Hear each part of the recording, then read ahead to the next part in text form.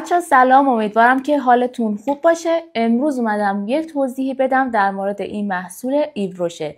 این سرکه مو هستش که به شدت الان معروف شده. البته که بگم این اسمش انگار سرکه است. فکر نکنین که الان مثل اون بقیه سرکه ها چه بوی بد و زننده‌ای میده. اتفاقا این سرکه تمشکه و بوش فوق‌العاده خوبه.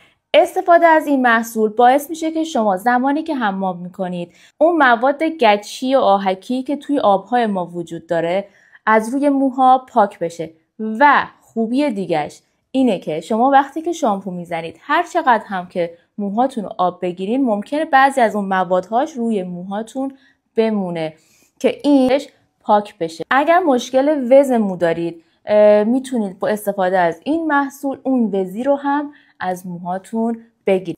طریقه استفادهش هم اینه که شما زمانی که نرم کننده و شامپوتون رو زدین و کامل موهاتون رو شستید از این روی موهاتون میریزید، یک کوچولو ماساژ میدید و بعد از چند دقیقه فقط آبکشی میکنید. دیگه نیازی به شستشو نداره. پس من این محصول رو خیلی به شما پیشنهاد میدم. حداقل یک بار استفاده کنید، ضرر نداره. مطمئنم که دوستش خواهید داشت.